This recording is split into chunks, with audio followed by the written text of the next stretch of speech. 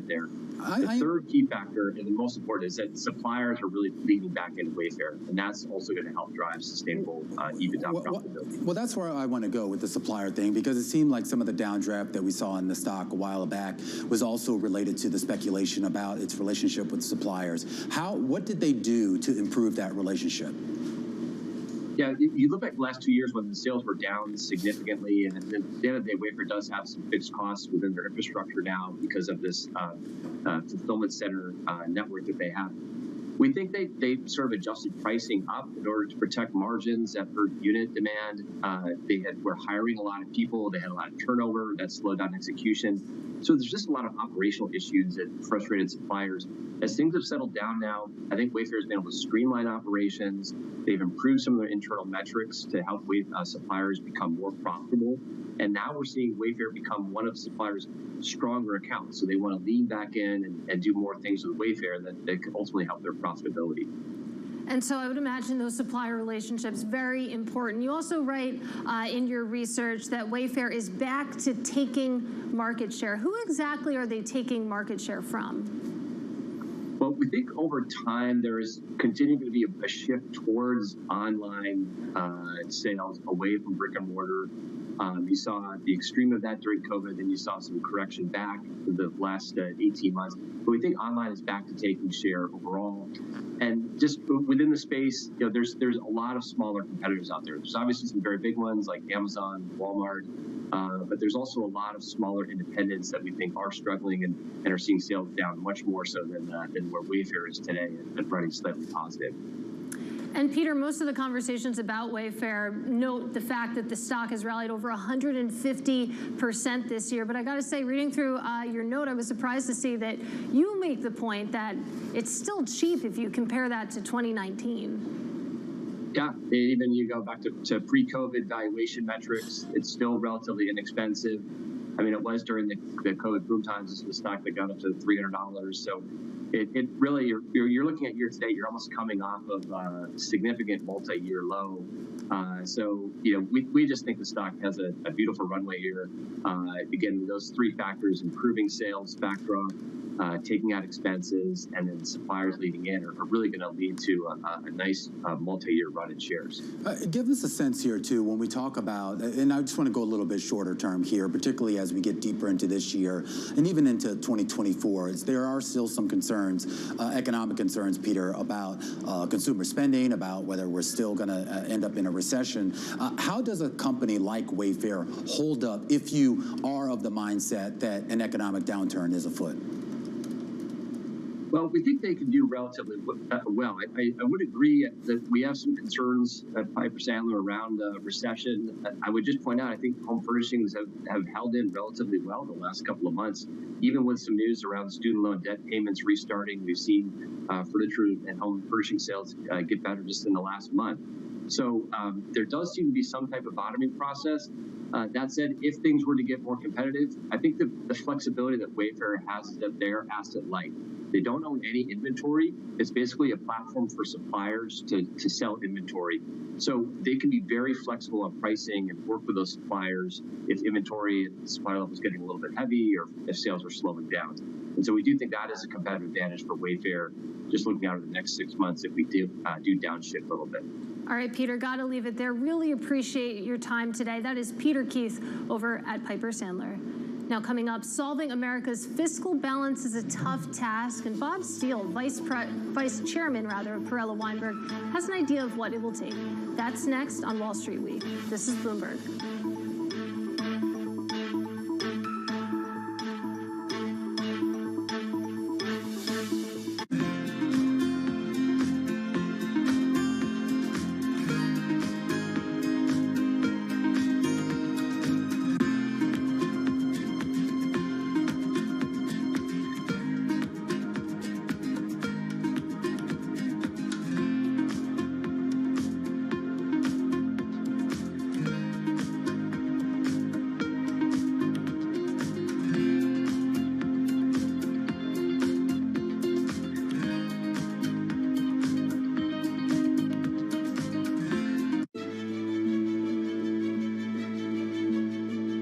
What do you like most about your job? I think the people, I mean, ultimately we're a people business.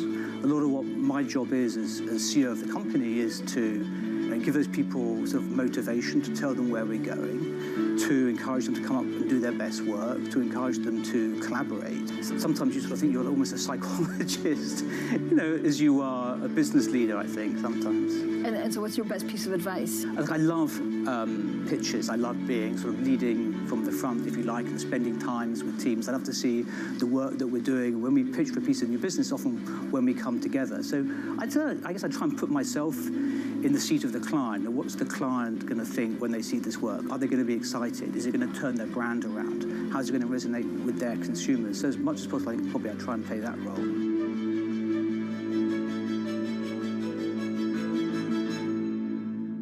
Good morning. This is Bloomberg Surveillance on TV and radio. Welcome to Bloomberg Markets, China Open. Good morning, everyone, and welcome to the Pulse. This is Bloomberg Technology. And welcome to Balance of Power. This is Bloomberg.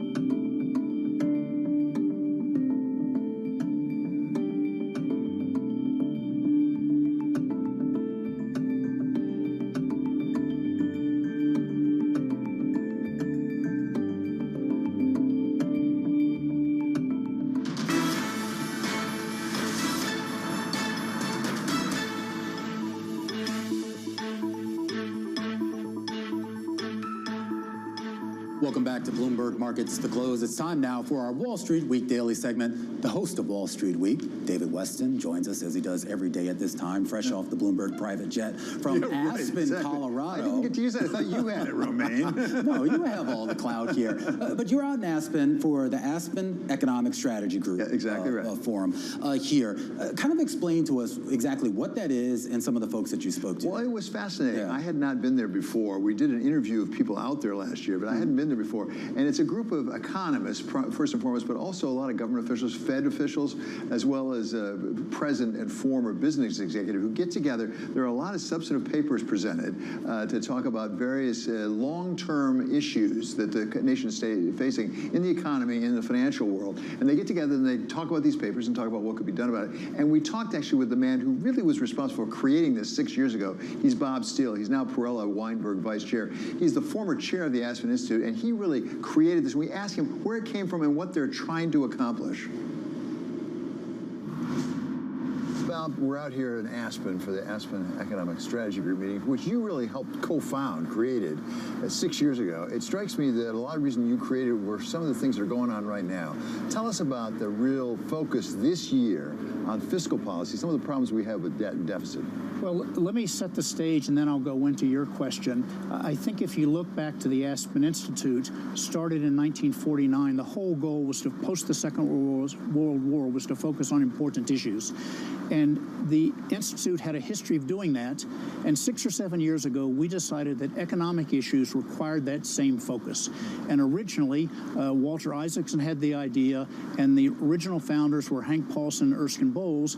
Tim Geithner's now subbed in for Erskine, and Melissa Kearney provides great support. So here we are today, and as you said, incredibly timely. We're focused on important issues, fiscal issues, trade, balance, demographics. All the key issues are being discussed by a group that I think is pretty special and has the right ingredients to really bring out good ideas. So Fitch Rating Agency surprised a lot of people by downgrading U.S. sovereign debt.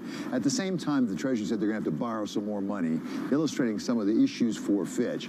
Putting aside for a moment the downgrade in and of itself, what are the larger contexts of the problems we have as a country building up that debt to such a high level? Well, you know, we've had trends that have been unattractive, but we've had these shocks, whether the global financial crisis, whether it's the pandemic, and all of the issues that were, in many cases, requiring more government support. You know, we had shocks to our system, and all of us felt the government needed to intervene to help the economy and to help those people that needed the help the most. And we see social services going up, and in some cases, we've been reducing taxes, and we're going to have to face up and figure out what's the right balance going forward, David. We had a downgrade of U.S. debt back in 2011, as I recall, because of the problem about the spending caps. Yep. Is this similar to that situation, or is it different? Well, I think it's different in the sense that we've had some exogenous things happen. None of us saw the issues of the pandemic coming. None of us could have imagined the level of support that the government provided. And we can debate whether the government gave too much or too little, but there's no question that government support and intervention was required, and that was the right medicine for the moment. So you brought together leading economists as well as business leaders, others, to discuss what could be done about some of the pressing issues, such as how much money we're borrowing, but also things like healthcare costs and tax policy. What do you hope to come out of something like the Aspen Economic Strategy Group? Is it solutions on policy? Well, I think, first of all, you foreshadowed the right point, and that is that hopefully we've put together a good group. We have policymakers that are here. 5 secretaries of the Treasury are in the room, governors, senators, people from academia, policymakers, and business people, all coming together to quietly listen to each other, react to ideas and papers that are presented to us, and the goal will be to learn from each other, and then our product is to have papers come out of this that we've all learned from and tried to shape together. And then we'll take those. Last year, we had meetings on the Hill to talk about some of the ideas. We should think about these as policies, and that was the idea, David, is to have thinking that leads to ideas that hopefully can be incorporated into policy. And that's the last step, that policy step. You have had a leading career in business, in financial markets, but also in the government. You've had that experience. Is some of the problem here really getting to a political yes? It's not just figuring out the answer. It's actually getting the political institutions to accept the answer. Well, I think your perception is quite astute. You know, the policy, I think, in some ways is a little easier than the politics. But in the end, you have to bring them together, and we need good policy ideas that we can bring together and hopefully find a political path to have good policy put into place. That was Perella Weinberg Chair Bob Steele, and you heard him lay out where this all came from. And I must say, well, it was fascinating because there were a lot of very intense discussions around papers that were presented that are in the process of being worked down. They're going to publish them sometime in the fall. But you had everybody, all those leaders, discussing these things in detail. There was a lot of talk about cutting Social Security. There's a lot of talk about increasing tax and things like that. But the overall theme was, how are we actually going to get it done? Because politically, it's not very popular. Well, that's the thing. I mean, everyone knows. I shouldn't say everyone knows, but I think we have a general sense of what good policy can be. The question is, what happens when it goes through the sausage grinder of Congress, where everybody wants their pound of flesh? I mean, how do you sort of get sound economic policy done when we know the political system is far from sound? Yeah, and there was a fair amount of irony. And the first night we were there was the Tuesday night, actually, was exactly the time that Fitch was downgrading the debt. And it really put a point on what you're talking about. And the need to get something done. And there's a sense of, it's not a crisis crisis today, but it will be if we don't get something done. At one point, I talked to Tim Geithner and Hank Paulson, former Treasury Secretaries. Right. They said it's not today, but it's going to get to be a crisis if we don't do something about it. And we're better off doing it now rather than later. The problem is how to do that. What was the reaction, though, for a lot of the folks there to the Fitch downgrade? Because here, looking from the outside in, there were a lot of shoulder shrugs, basically saying, oh, Fitch is late to the party, or they're misconstruing sort of, what really constitutes credit worthiness. Yeah, I think everybody, at least I talked to, everybody sort of said, the fact that Fitch did that in and of itself is not particularly relevant. But a fair number of people quickly then said, but that doesn't mean they don't have a broader point. I mean, they are pointing out some real weaknesses, certainly in how much money we're spending, where the debt is. I mean, there were some really telling graphs that showed that with the great financial crisis in 2008, 2009, and then with the COVID crisis, it just really ramped up the projections out in the debt. The question is, what are we going to do about that? Sooner or later, it's going to be an issue for it. It's going to squeeze out some of the other spending we made. But that sooner or later, it's going to be an issue for it. It's going to squeeze out some of the other spending we may do. And by the way, if there were another crisis like that, it's not clear how much money there is to pay for it. Yeah, absolutely. And then it also makes you wonder how much this now becomes a political talking point for both sides of the aisle heading into a campaign season. One of the things we heard even out in Aspen was people in the administration were very concerned politically that the Republicans might make something out of this to show that Bidenomics isn't all it's cracked up to be. There's a lot of political concern, even reverberating out to Aspen from as far away as Washington. All right, well, a great conversation out at the Aspen Institute. You have some great guests lined up later this week, too. Yeah, well, tomorrow we're going to have Norwegian Wool CEO Michael Berkowitz, and you would know this better than I do. That's all those clothes that you had on Succession. They were all wearing that Norwegian Wool stuff. And then on Friday, we're going to hear from former Treasury Secretary Hank Paulson to tell us what investors need to know about China. That'll be on Wall Street Week Friday at 6 p.m. Eastern Time. All right, be sure to check out David Weston every Friday, as well as right here around this time on Bloomberg Markets to Close as we round off into the final hour of trading here. A mixed bag in the equities market. Right.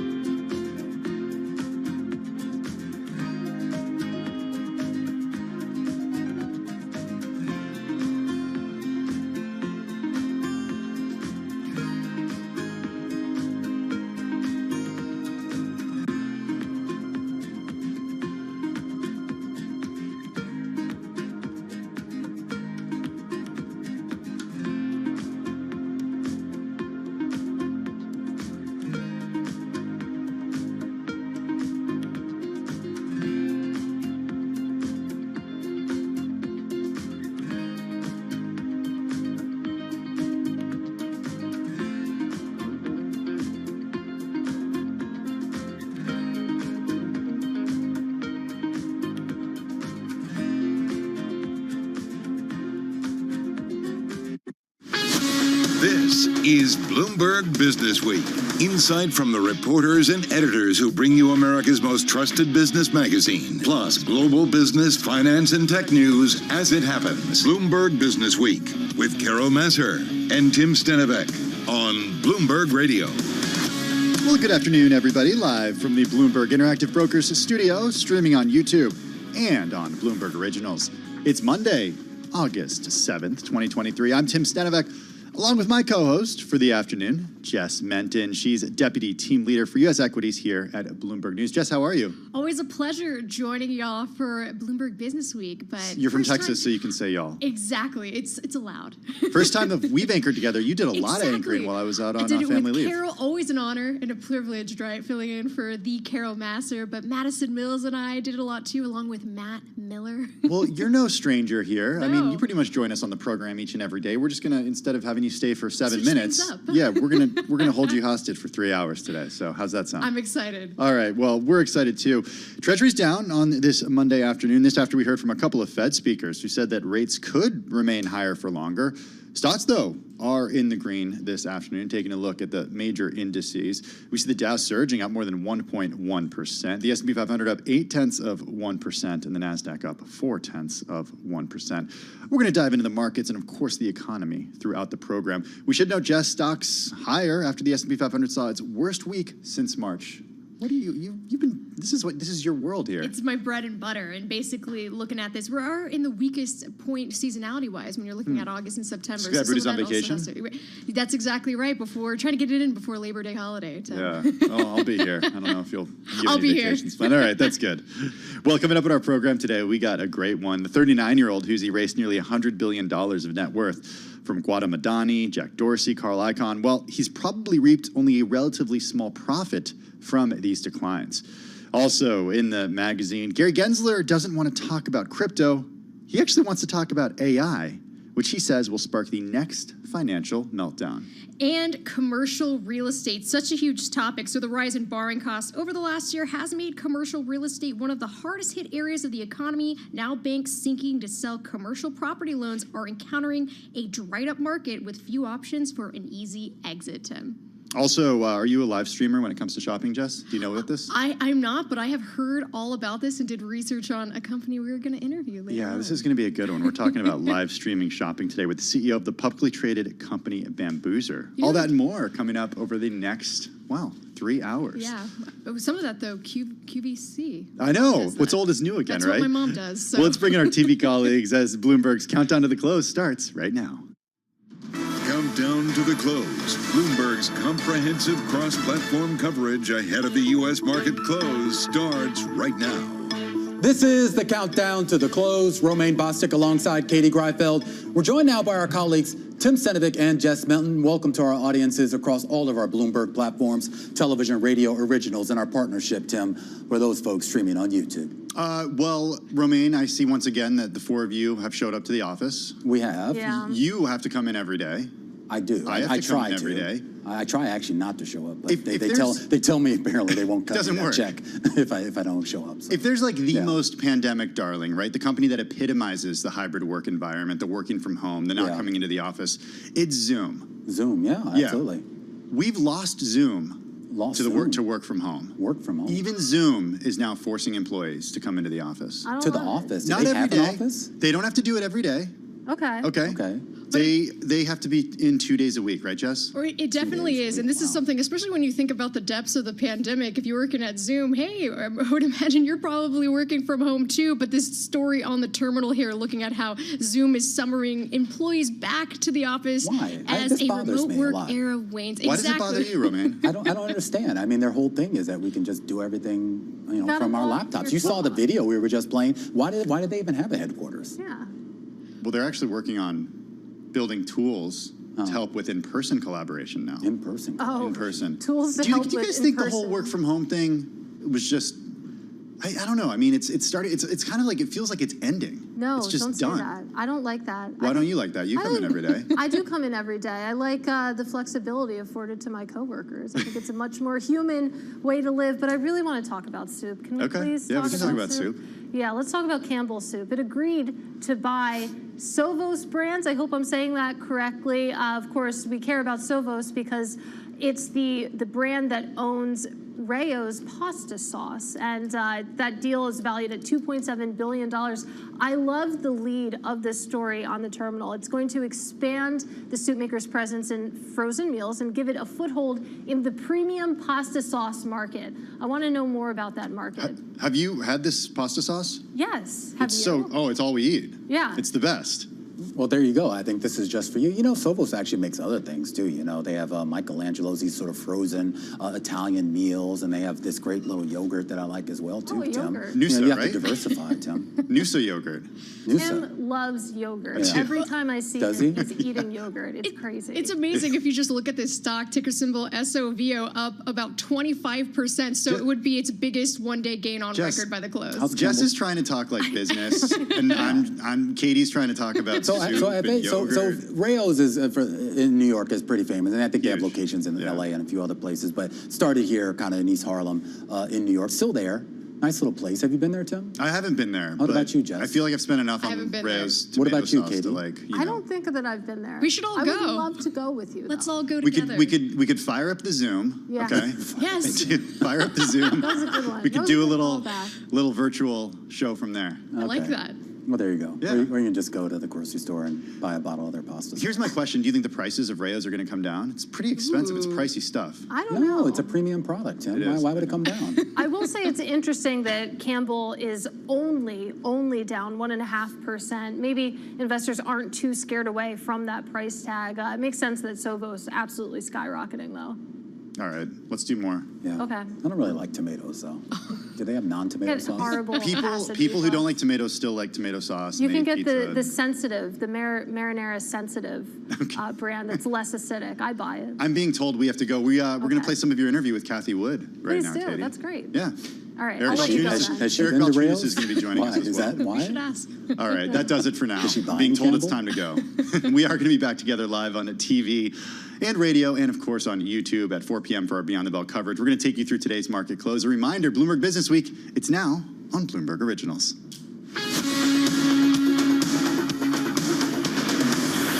This is Bloomberg Business Week with Carol Messer and Tim Stenevec on Bloomberg Radio. Jess, have you had Rao's? I tomato have sauce? not. You know, I've created it's a possible monster I in my probably household. have had it, but just did not realize it because I've eaten a lot of pasta in my day. Rao's it really is premium. It's like much more expensive than, it's like a couple bucks more expensive than the other pasta sauces in the store. But sounds like it's worth it. It is, that's what I was just going to say. It's worth It's it. actually worth it, but the problem is we created kind of a monster in my home because it was a tomato sauce that we had, and we started giving it to our son, and now he's like, you know, this bougie Brooklyn kid who won't eat any tomato sauce or love pasta that. without Rao's on it. That's so funny. Yeah, I got to retrain him because that stuff's a little Yeah. too expensive. Well, ARK Invest founder, CEO, and CIO Kathy Wood joined our ETF IQ team to discuss the race for a spot Bitcoin ETF. Here's just a little bit of what she had to say. In June, when BlackRock announced its filing, or when it was announced that BlackRock had filed for a Bitcoin ETF, the Bitcoin price did shoot up, but has been fairly stable since then. So I do think it's had an impact. A bigger impact this year was the regional bank crisis. It was very interesting to watch Bitcoin go from 19,000 to 30,000 right in the middle of that banking crisis as regional banks were going bankrupt. So it was a flight to safety. So I thought that move was just as interesting. Hang on, a flight to safety? Is buying Bitcoin somehow a flight to safety? Isn't it a little too volatile for that? Well, if you think about it, Bitcoin serves as two kinds of hedges. One is a hedge against inflation and outright confiscation of wealth. The other is against counterparty risk. And, you know, when the regional banks started going down, this fear sort of, you know, our memories are fresh with 08, 09, the counterparty risk became real. And so there was this flight into Bitcoin, a completely decentralized, transparent network, which is not subject to counterparty risk. Kathy, so you are in this race. Let's talk about the race a little bit. The first important deadline coming up is August 13th, where the ARC filing, the SEC is either going to delay it, which we think they'll probably delay it, and then BlackRock is later. You filed before BlackRock, but BlackRock came in with the surveillance sharing agreement with Coinbase. That was novel, right?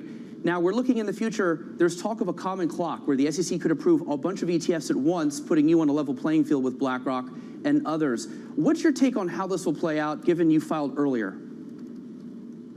I think you're probably right that August 13th will come and go, and I think the SEC, if it's going to approve a Bitcoin ETF, will approve more than one at once.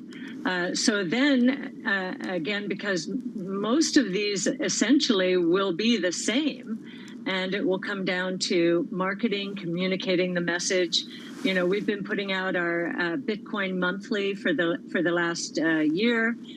We are now starting a Bitcoin brainstorming session. Our first one we launched last Thursday. So we're trying to get the word out there that you know, our research is deep, and we've been doing it since 2015 when we gained our first exposure to GBTC. We were the first public asset manager to gain exposure to Bitcoin at all in 2015. That's exactly where I want to go. The Grayscale Bitcoin Trust, known by its ticker GBTC. If you look at ARC-W, for example, your ARC Next Generation Internet ETF, right now I see GBTC as the third largest holding. If we are in a situation where the SEC does give its blessing for a spot Bitcoin ETF, would you plan to sell out of GBTC and buy one of these physically backed funds? I cannot talk about what we would and would not do. And in fact, our compliance team is, you know, giving us marching orders not to talk very much about this filing and its aftermath at all. So just the fact that we filed with our partner 21 shares is as far as I can go.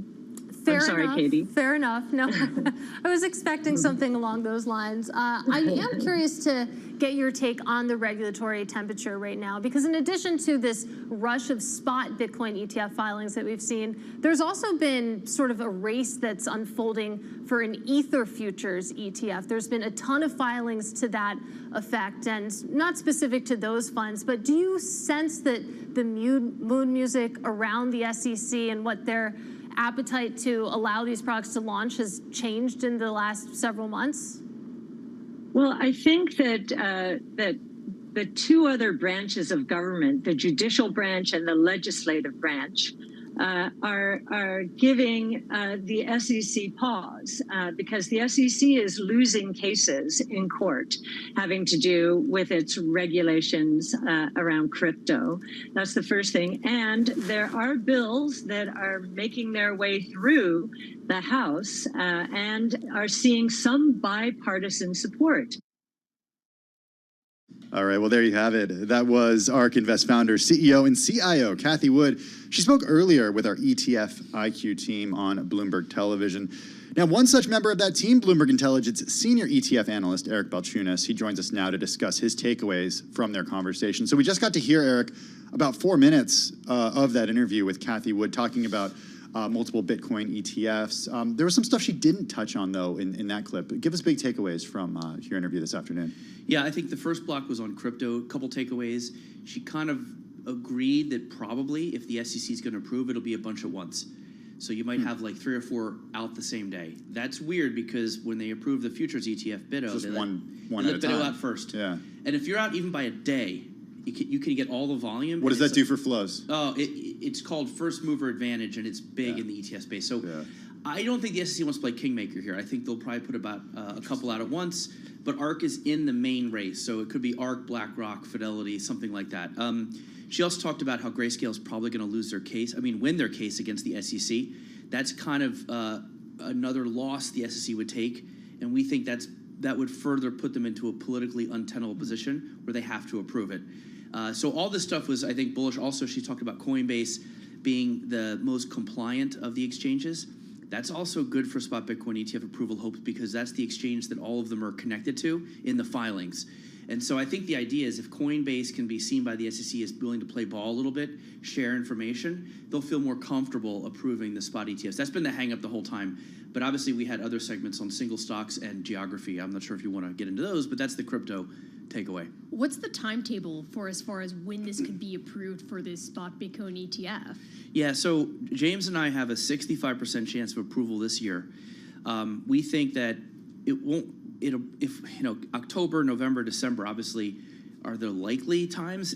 The Grayscale suit, which we could get a ruling on in the next month, that could fast track the timetable. There's a lot of unknowns here, but I do know we give a higher percentage chance that they're going to approve Ether futures. But they had originally said they're not doing that. There's been like 5 different attempts to get one of these, and they always told people to withdraw. Well, now they're not. We have good information that they're actually going to let Ether futures come out. So that's a policy shift there. So again, if they let the Ether futures out, they come out October. So maybe we're looking November, December. Again, we still have a 35% chance it doesn't happen. So this is like basically not a done deal at all. But I think the winds are shifting. You can feel it. There's a bunch of little details on why, but that's our take. Okay, single stocks. What did she say? Yeah, we asked her about Tesla and the new CFO, or the CFO leaving. She was okay with that. Yeah, Zach Kirkhorn's been there for 13 years. I want to say he's like a really young guy because he's younger than I am. But he's been there for 13 years, so I don't know how young I am anymore. That also seems like that's a long time for Tesla. How old is that company? Right. I think it was like his job out of business school. Also, she was selling Roku recently, too. Yeah, well, the Roku, it's weird. In Kathy's portfolio, she tries to maintain weights. So sometimes if a stock goes on a run, she will sell some to maintain the 9% weighting or whatever, and it looks like she's selling one of her favorite names. But I try to look at the percentages. And Roku, she's actually increased percentage over the past year. So I would say she's bullish Roku, bullish Coinbase. That percentage has gone up. So sometimes with Kathy, you got to know she's always trying to keep these weights in line, and so she can sell when it winners. Right. And it looks like she's bearish, but she's just keeping the weight. We also asked her about more Tesla. Somehow the Elon Musk and Mark Zuckerberg fight came up. Somehow it we came asked up. her. Who's her money on? I didn't see. She kind of sidestepped that, but she said I think she could tell she hopes Elon doesn't like hurt himself because he's got to run all these companies, and so he got his neck problem, and she's just like, I hope he takes care of himself. This has got to not happen. This can't happen. This is ridiculous. So my theory is the whole thing is to do it on X or Twitter. And that's what he's really trying to do. This is all to get attention and eyeballs. Simulcasted on Threads, too? I think he... Well, maybe. If so, that would be fair. But if it's only on X, I would say Elon Musk won the real fight. Right. Whoa, Eric Balchunas, so great to meet you finally in person in the Bloomberg Can't believe you guys didn't actually know each other. Just bringing people together here. Right. ETF analyst at Bloomberg Intelligence. Such a pleasure meeting you in person when you do all things for Bloomberg. We'll have more coming up. This is Bloomberg.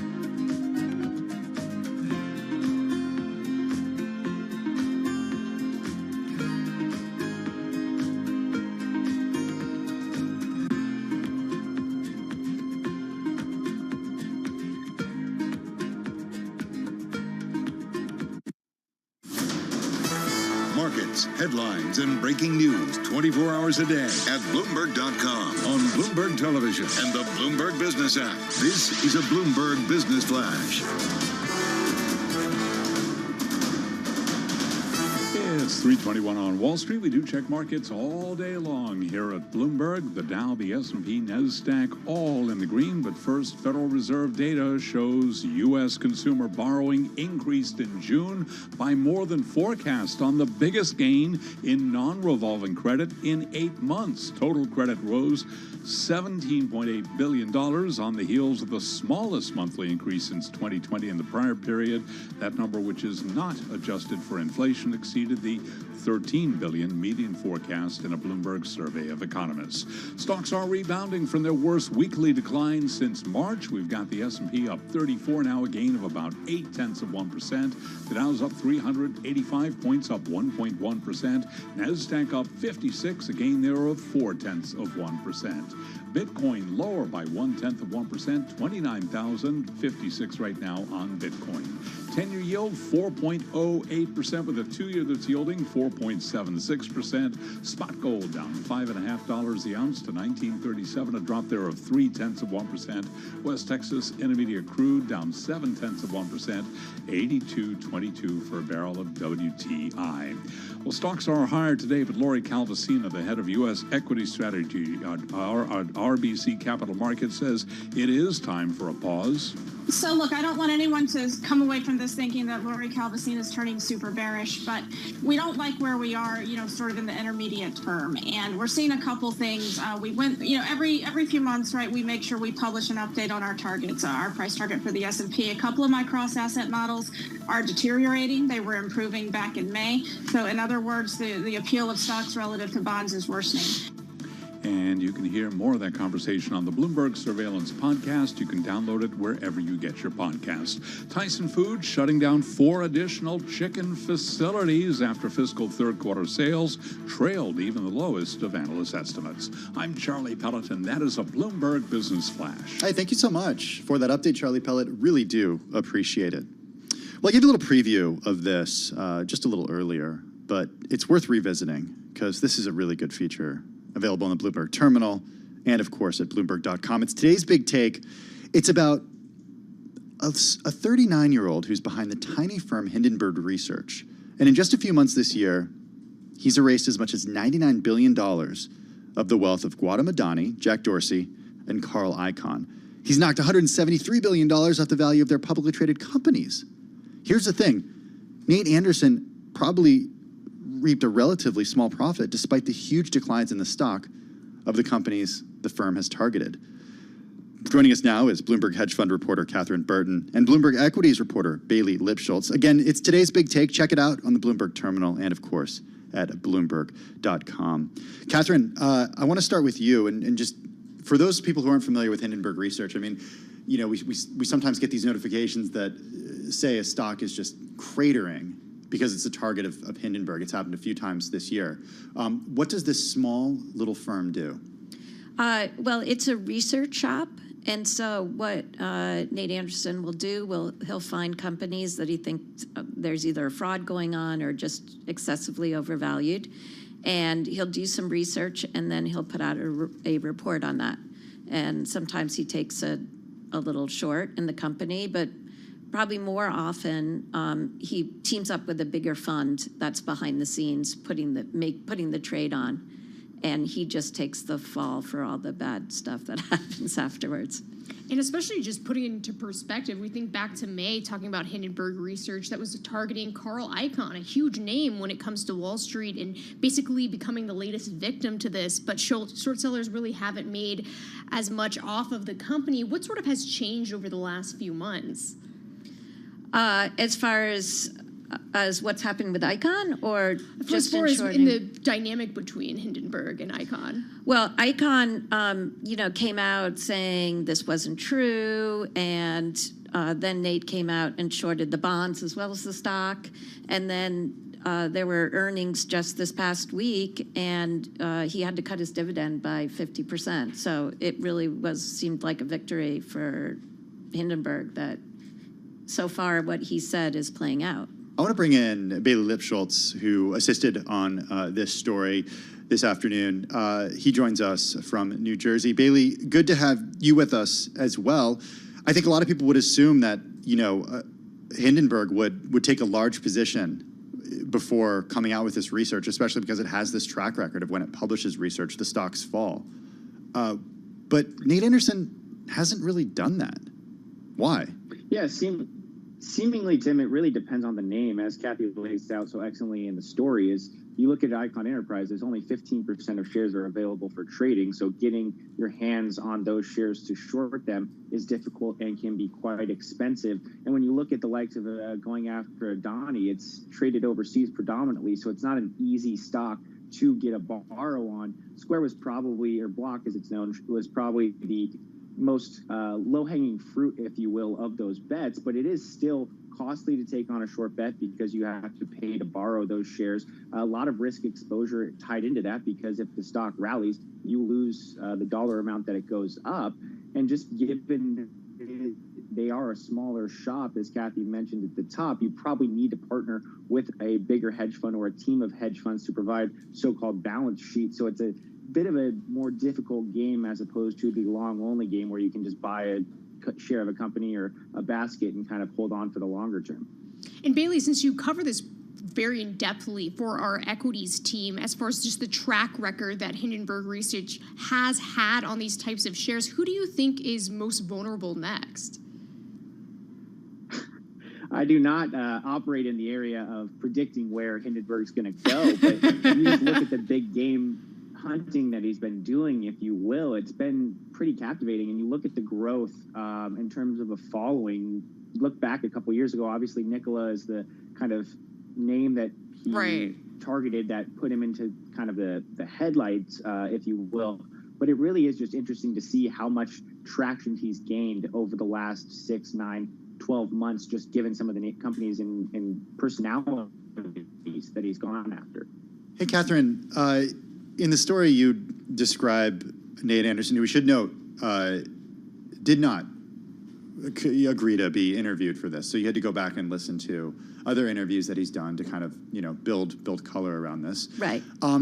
He says that he makes a, quote, very good living, but that being said, it's not like he's like the huge other hedge fund titans that you've traditionally covered in your career. This is not a guy who's, has a penthouse apartment that he owns over Central Park. He's a little more sort of like, behind the scenes, and it doesn't seem like he's motivated as much behind money. Yeah, I think that's very true. And he told a story in one of the articles that he did give an interview for after the Nikola bet, telling the story that he almost was evicted from his apartment because he made so little money. Wow.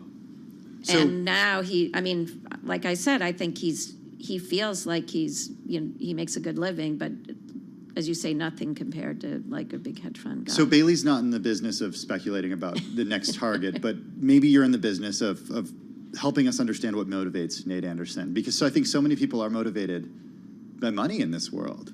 Yeah, absolutely. And I thought that was so interesting. I talked to a bunch of short sellers, none of whom would go on the record, but they all said about Nate and about just the beast in general that they're mostly motivated to point out when someone's doing something wrong. They become very indignant when they see things that aren't just.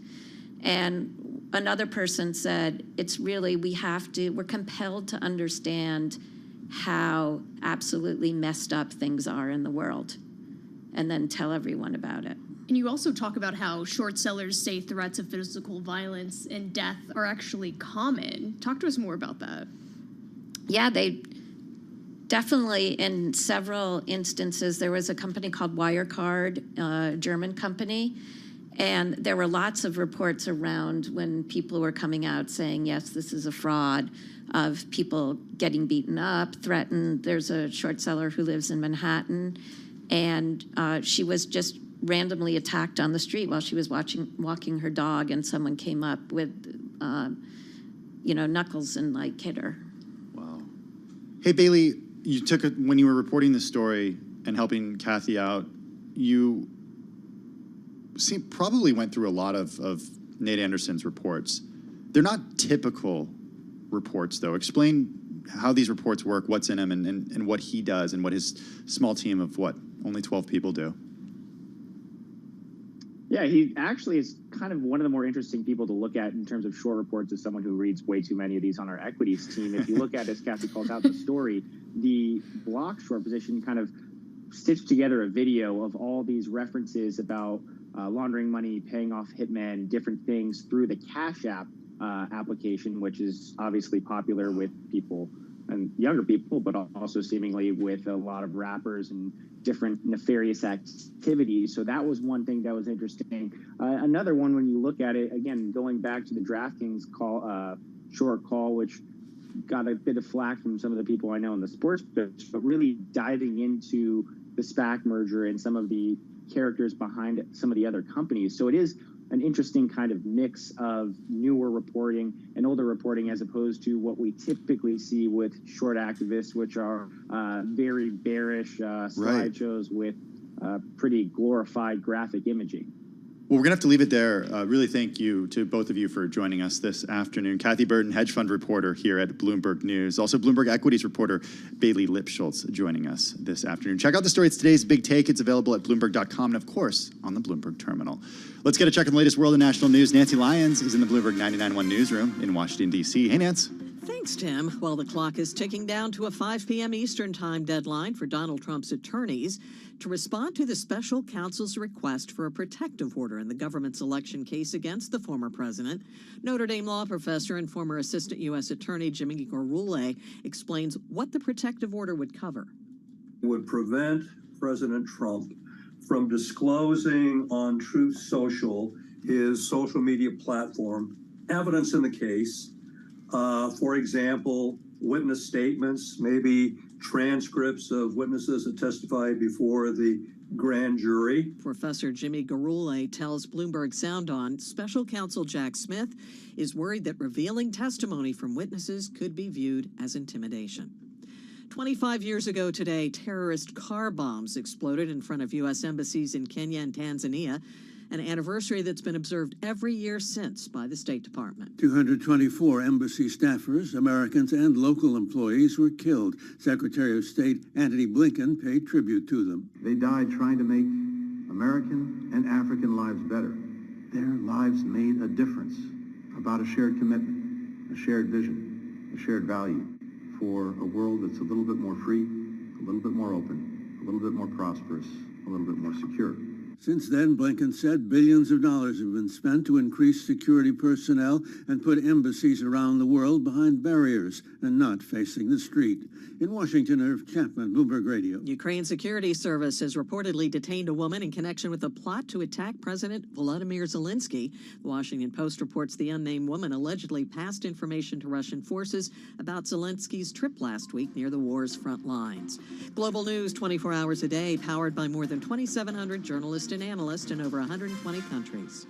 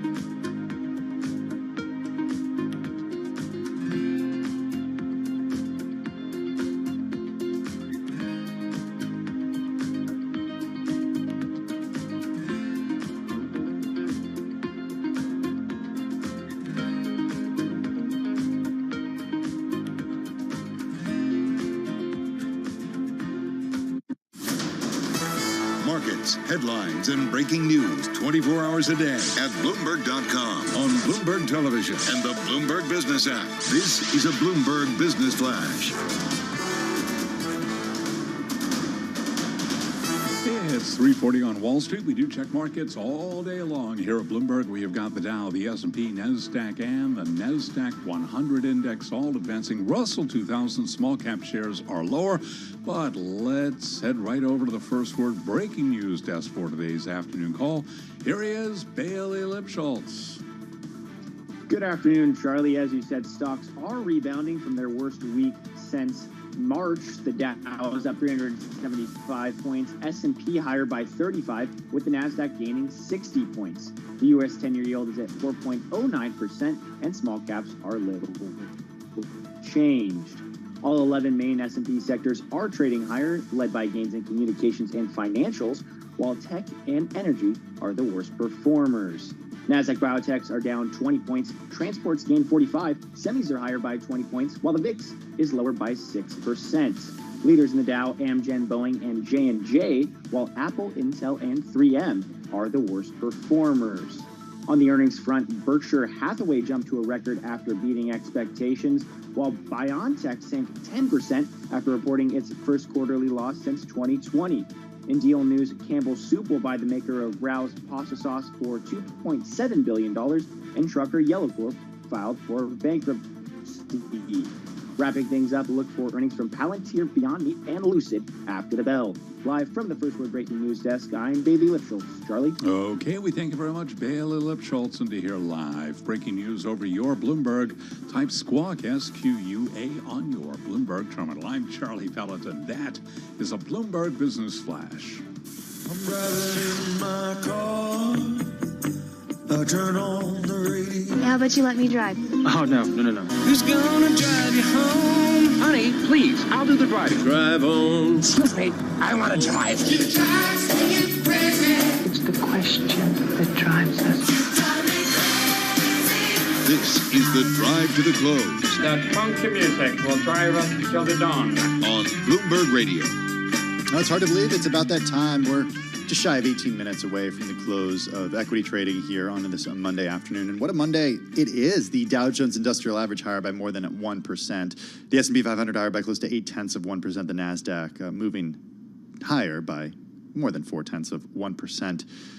For some commentary, not just on today's trade, but on the macroeconomic environment and really how he's deploying clients' money. Let's turn now to Dave Donabedian, Chief Investment Officer at CIBC Private Wealth Management.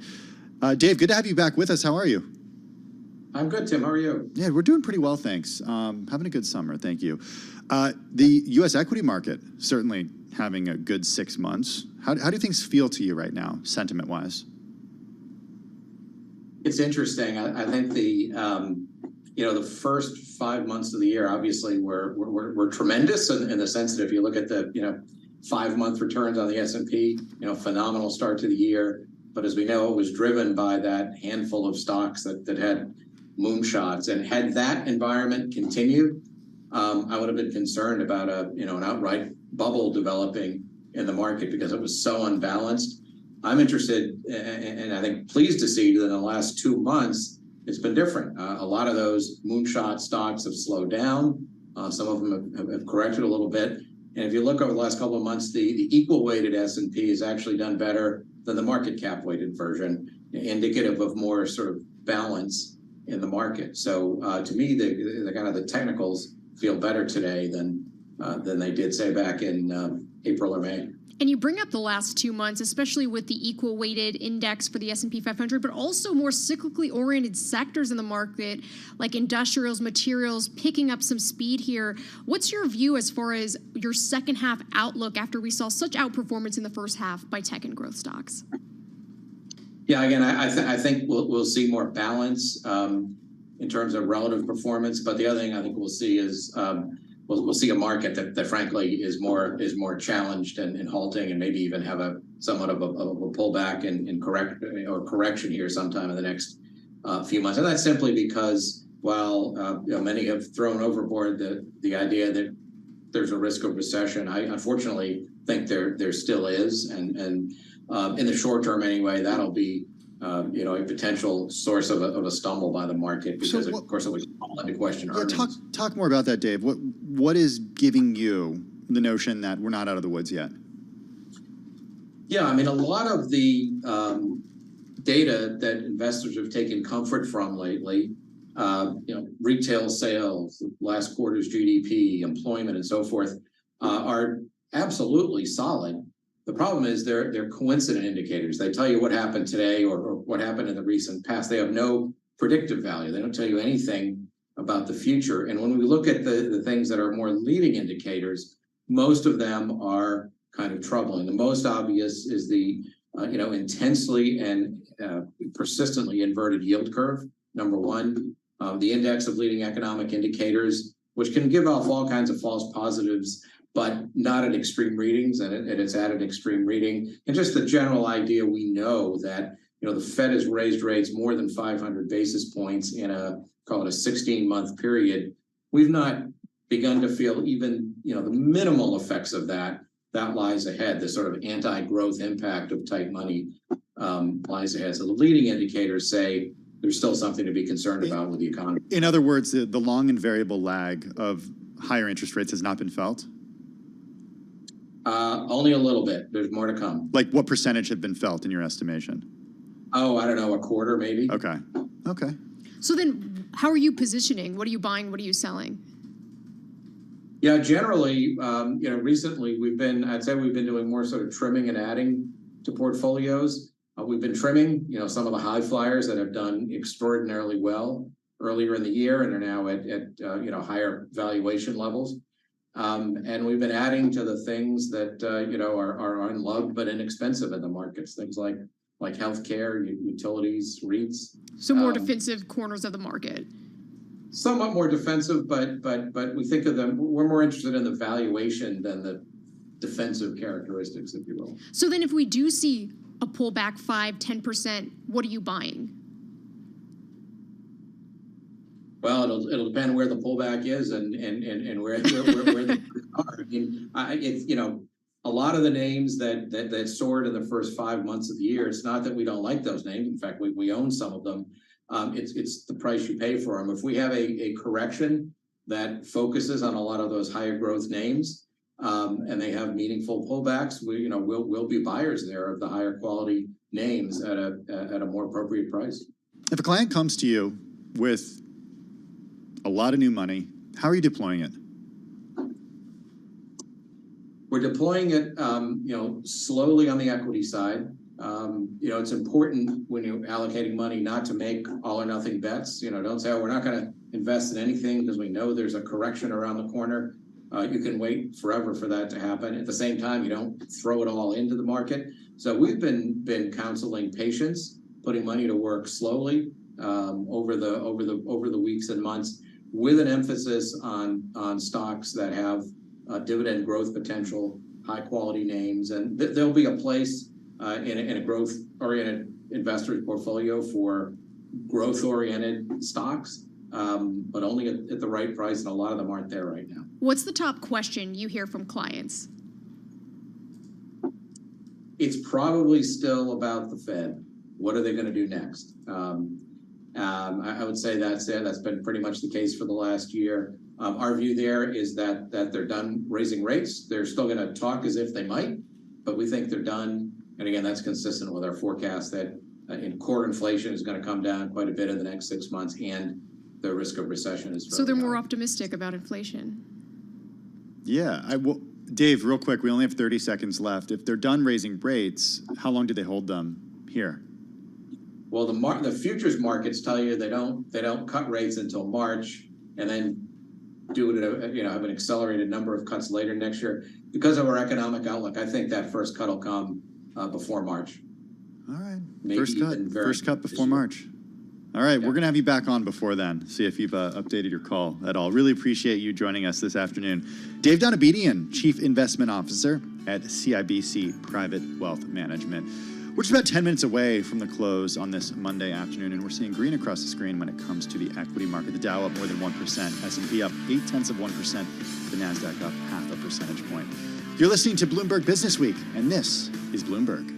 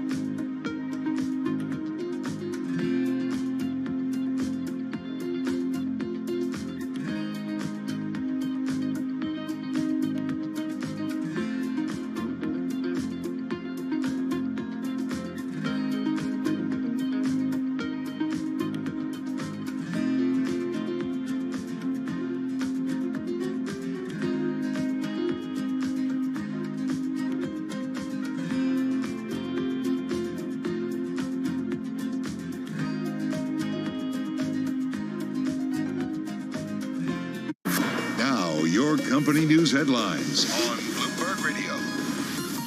From Bloomberg World Headquarters, I'm Charlie Pellet. Among the names reporting today after the close of trading will be Palantir Technologies.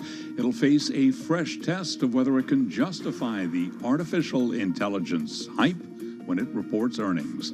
The data analytics firm's stock has rallied 136% in the 3 months since its last report, with CEO Alex Karp talking up the power of the firm's AI products and the demand for them. Shares of Palantir ahead of earnings, they're down 1.8%. Amazon will meet with Federal Trade Commission Chair Lina Khan and the agency's 3 other commissioners next week in a final push to avoid an antitrust lawsuit, this according to sources. Jeff Curry, the prominent commodities analyst known for making bold, often bullish pronouncements, is leaving Goldman Sachs. Sri Natarajan is following the story for Bloomberg News. Jeff Curry would perhaps be the 6th partner to leave in the last couple of weeks. In late July, early August, that's not the usual time when you see a lot of partners leave. To me, it still feels like Jeff Curry's departure might be slightly different from some of the other recent departures we've seen, the likes of Lisa Opoku, the likes of Julian Salisbury. These were some of the people who were on the up and up. For them to leave was a surprising bit. Curry has been the face of the Wall Street Titans commodities research for the better part of 3 decades. Shares of Goldman Sachs, they are advancing right now by 0.8%. And those are some of the company stories that we are following for you at this hour. I'm Charlie Pellet, and this is Bloomberg.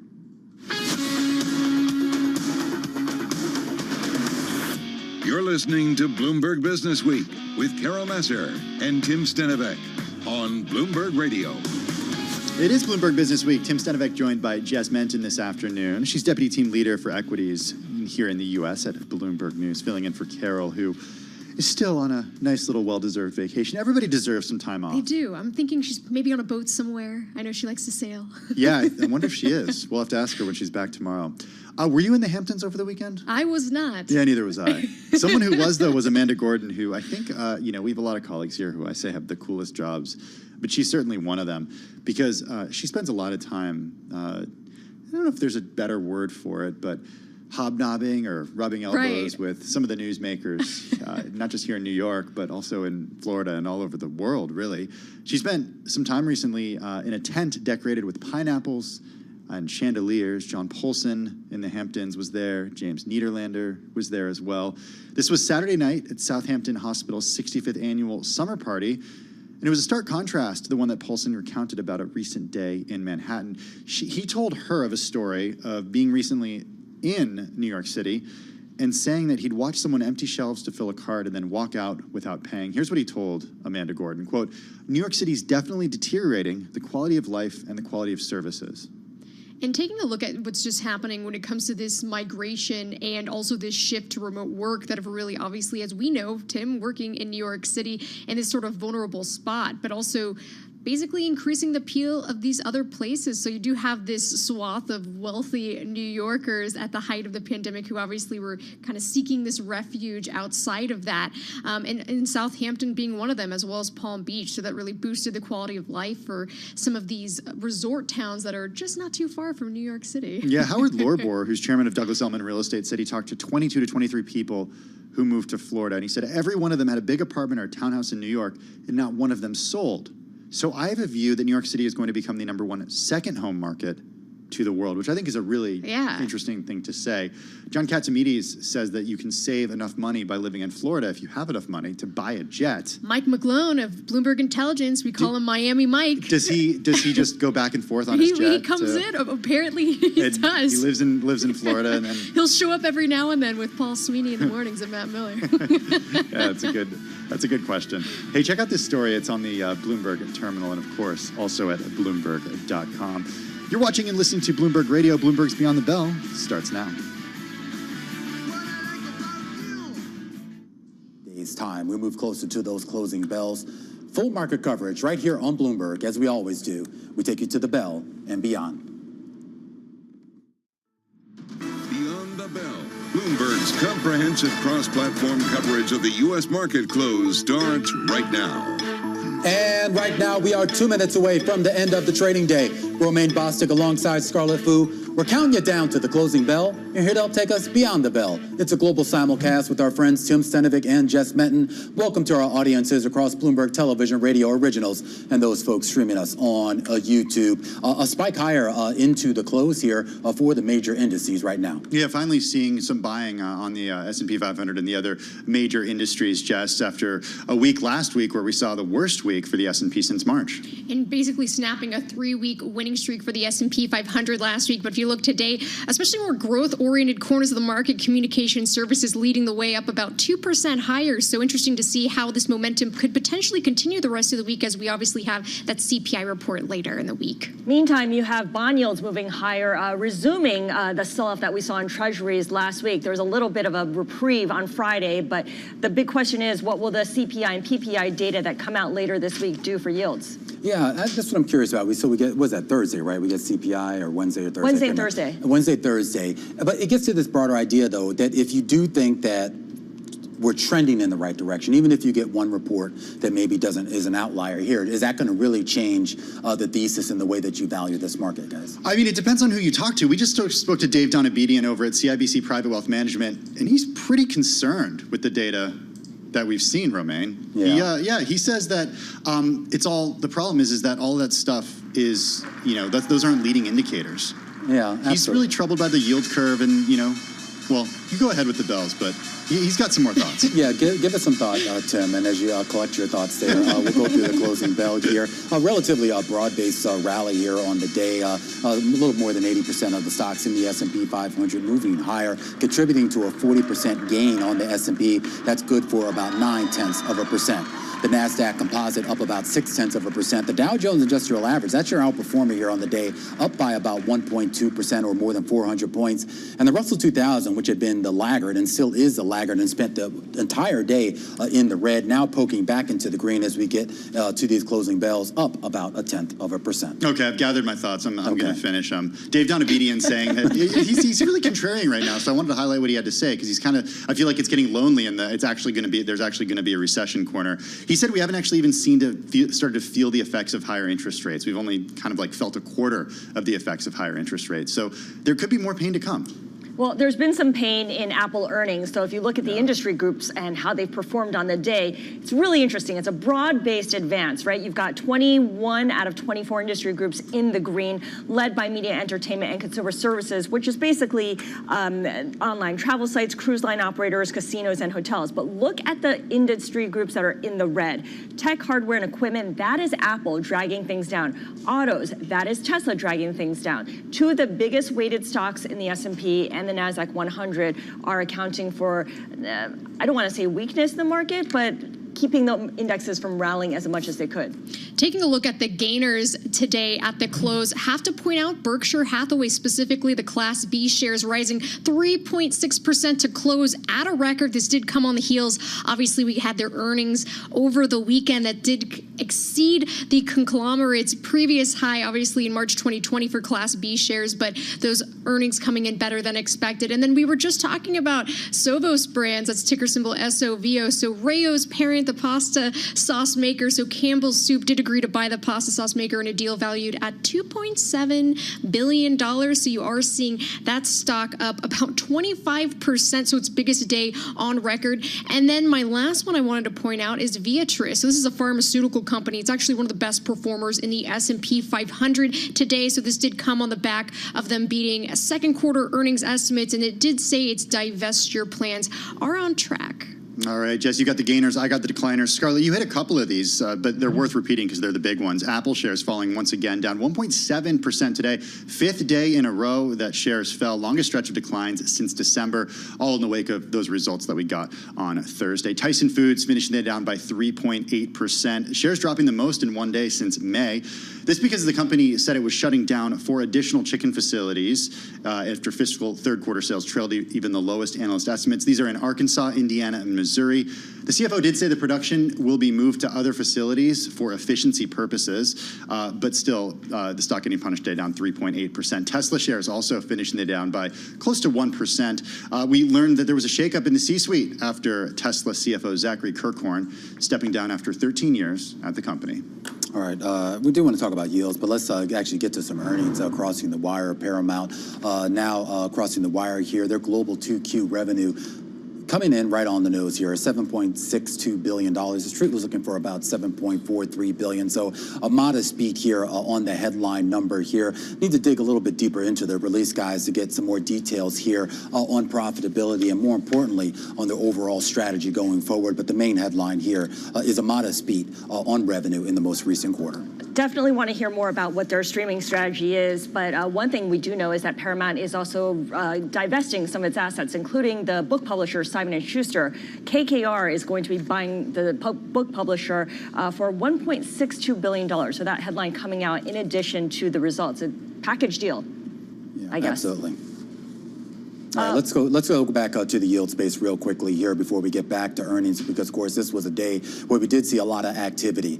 Basically yields up across the board here on this Monday afternoon, but you can see they're much more lopsided to the longer end of the curve with the 20 and 30-year yield up about 6 to 7 basis points. Of course, this is going to be a busy week for Treasury issuance. The Treasury Department kicking off what's going to be the biggest refunding slate that we've had in about a year. 42 billion of 3-year notes, that hits on Tuesday. 38 billion of 10-year notes, that hits Wednesday, and 23 billion of 30-year bonds on Thursday. And of course, that all comes against the backdrop of two big economic reports, the CPI report on Thursday and PPI, guys, on Friday. Yeah, it's not just the economic data that we're going to get. We're going to hear from Fed officials who I guess are not going on vacation this week like everybody else. We heard from a couple of Fed officials today, Jess. And then, of course, Raphael Bostic is going to give some comments on Thursday. But the general theme, at least thus far this week, from the two we heard from today is, expect higher rates for longer. And we do have Jackson Hole coming up for a couple more weeks from now, but starts on obviously the 24th later this month. And the day before that is actually when NVIDIA will be reporting its results. So the last of the Magnificent Seven. So even though it feels like we've gotten through the majority of earnings season with more than 80% of the market cap and the S&P 500 having reported, we still have Disney on Wednesday as well as the retailers with Walmart next week.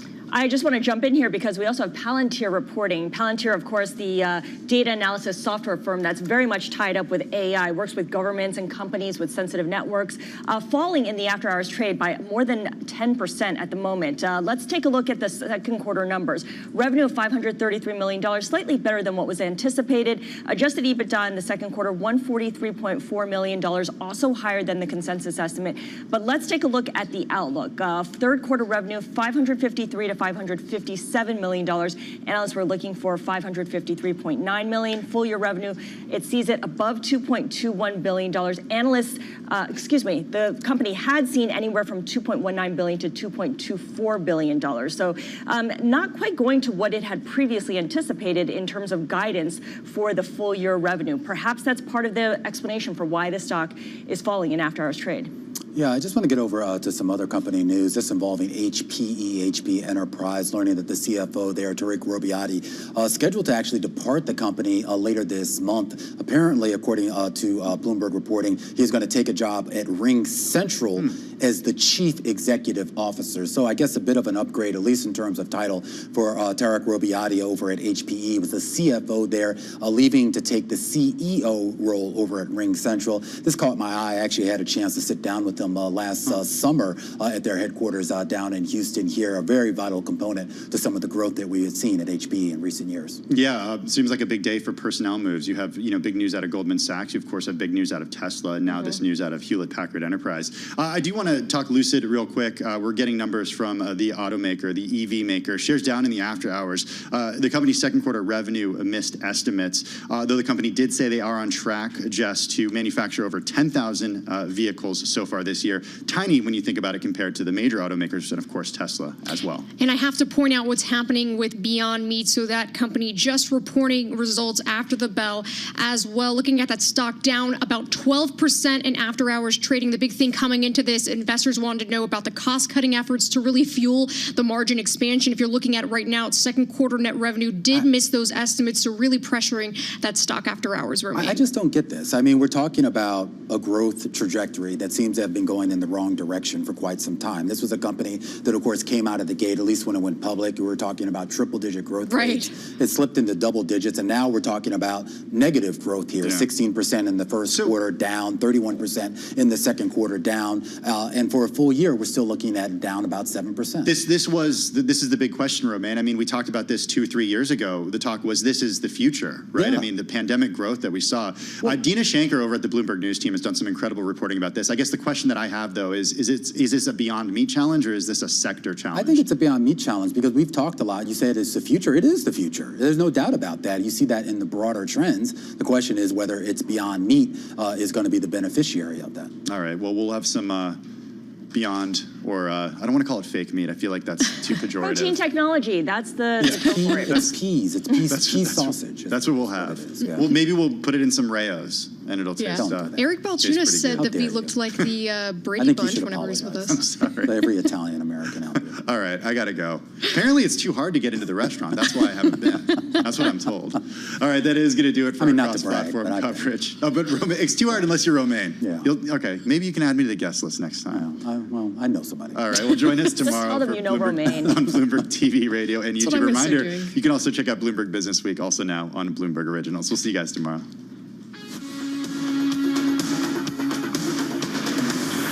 You're listening to Bloomberg Business Week with Carol Messer and Tim Stenevec on Bloomberg Radio. Well, it is a Bloomberg Business Week. Does it feel like to you, Jess, that it's always earnings season? It actually does, even I though kinda like it, I'll it be never honest. stops, but it keeps things exciting, keeps us on our toes, so I have no complaints. I have no complaints. I love it. And, I will say, everybody should have one of these Bloomberg terminals. Yes. Because you get the data right away. It's just infinite amount of It's- functions and I would the say data that you I can pull in this thing. use barely scratch the surface of what I can do on it, but it's pretty incredible. Another incredible thing about working here is the colleagues that we have and the team here at Bloomberg News, The yourself best. included, Jess. It's a treat that you're joining us, and it's also a treat that this afternoon, Bloomberg U.S. commercial real estate reporter Natalie Wong is joining us. Natalie, good to have you with us. I want to read from your story because we've covered the concerns in commercial real estate quite closely over the last few years. This as cities and workers have shifted in the wake of the pandemic. But as you write, things have become really dire over the last year or so. The rise in borrowing costs have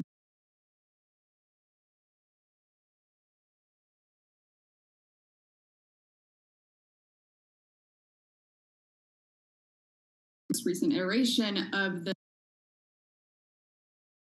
commercial real estate debt problem. We reported that several of the biggest banks, JP Morgan, Goldman Sachs, Capital One, M&T, they're all out there shopping some commercial real estate loans at a time when nobody wants to shop loans because the buyers are looking for bottom prices and they don't necessarily want to mark down the value of their loans by as much as buyers are expecting. So the fact that they are out there shopping some portfolios, as big as roughly $1 billion for some of them is a pretty bleak sign for the market. Natalie, are they shopping these because this is a normal part of their business as banks, or is it because they don't want it on their books?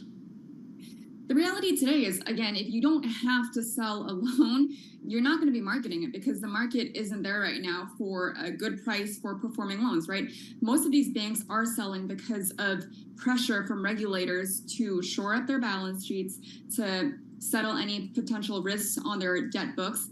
And also, the reality is for specific property loans, specifically offices, values are set to fall even further and stakeholders are watching prices go down. They've already went down 27% over the past 12 months. And some banks are just looking to cut their losses, maybe sell the loans at a slight discount, even if they're performing before they come up against refinancing, maturity due dates, and the sponsor or borrower decides to default on a loan and they get stuck with a property that they do not want to manage or take care of. We talk so much, especially when it comes to office spaces within commercial real estate, getting hit hardest the most. What particular corner within commercial real estate is more shielded?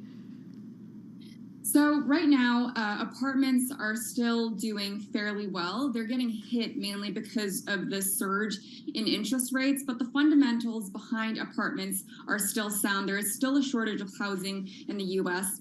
Some builders that maybe went too bullish over the past 2 years and factored in double-digit rent growths in hot markets, might be facing some stress, but at the end of the day, most stakeholders are still quite bullish on those loans and the fundamentals backing those loans. And then you also have industrial warehouses that are backed by e-commerce that are still doing fairly well. Okay, Hotel Natalie. I don't get what's going on here. Sorry to cut you off, but it's like there's a little bit of a delay. I'm not trying to be rude. I'm so sorry. I think that one thing that confuses me is we read story after story each and every day that more and more companies are requiring people to come back into the office. And perhaps this is anecdotal at this point, and we're not seeing like a huge shift of the tide. But does that mean that the woes of commercial real estate, especially when it comes to office buildings, for example, we could start to see a turnaround at some point soon? People are hopeful, right? But the reality is no one knows how it'll eventually shake out. If you look at the major markets, New York City's still nearing around 50%. In other major markets, San Francisco, lower than that, right? So you still ultimately have record supply of vacancy rates. There's just too many office buildings out there that are not getting filled up. And the debt on these buildings have a certain time frame for when they mature, and people just don't know when offices will rebound, if it will rebound, and they also don't know how the rents will be written into the contracts. And so if you don't have an understanding of how much income is going to be coming into a building, it's really hard to underwrite the value of these buildings. What about if you're not on, say, the East Coast or the West Coast and you're in Middle America? What does it look like in those types of office spaces right now? Those offices are still struggling. I mean, a lot of cities in Middle America are having a tough time filling up with tenants because a lot of people there are, having to commute further from city centers, are used to working from home. We're looking at markets like DC, like Chicago, that are suffering from really high office vacancy rates. And some of those cities are looking at converting offices into apartments or other types of uses. And while people are hopeful that that could help reduce the supply of offices, at the end of the day, we're nowhere near any of that right now. And it's still really costly for developers to even start to have a meaningful impact on reducing the office supply by converting it to something else like housing. Well, since I cover the Federal Reserve as well, I have to ask about higher borrowing costs since the Fed is close to being done. At what particular point, even if they keep them elevated, isn't that still going to create a tricky situation for this part of the market? It will, because at the end of the day, these people really did borrow at near zero interest rate costs. Some of them took out floating rate loans, and it's really hard to make those debt payments at a time when your income is much lower. You have even the biggest institutional sponsors from Brookfield to Blackstone to PIMCO defaulting on office loans. And if you have really well-capitalized institutional managers that are just handing the keys back and walking away from hundreds of millions of dollars worth of investment, the smaller folks, the smaller investment firms are going to be having a much tougher time. And we're already seeing that the defaults are starting to happen a lot more this year. Natalie, it's pretty incredible because on one end of the spectrum, you're talking about tightness within the housing market across the country as people don't move and interest rates go up. On the other end, you're talking commercial real estate, which is the opposite problem. People just aren't going to the office, and people can't, and the companies can't, pay back the loans that are due on those. What does the Great Reset look like on the other side of this? Have you spoken to any sources who tell you, well, we're just going to totally reimagine what commercial real estate looks like, and we can convert some of this. I know it's very expensive and difficult. We could convert some of it to actual housing. What's the problem here? The Great Reset started, right? I mean, people are waiting to see where prices will bottom out, especially for offices. And people, sources are saying that it's going to be a multi-year process. They liken it to the death of malls or the death of old suburban malls, because clearly some retail is still surviving and thriving. But that's been an area of the market that's been unfolding and evolving due to e-commerce over the past 10 years. And it's still continuing to evolve. And sources say that that's probably going to be the same thing with offices, where you're already seeing some tenants fill up new developed office buildings with the best amenities that companies are looking to get their employees back into work. In other cases, some buildings might just sort of stay half full, give lower rents to get tenants into the building for a while, and others just might have to get torn down and completely repurposed, whether it's a vacant lot or whether it gets turned into residential. And we know you will be there covering it all as it continues to unfold. Natalie Wong, Bloomberg U.S. commercial real estate reporter, thank you so much for joining us this afternoon on Bloomberg Business Week. You are listening and watching Bloomberg.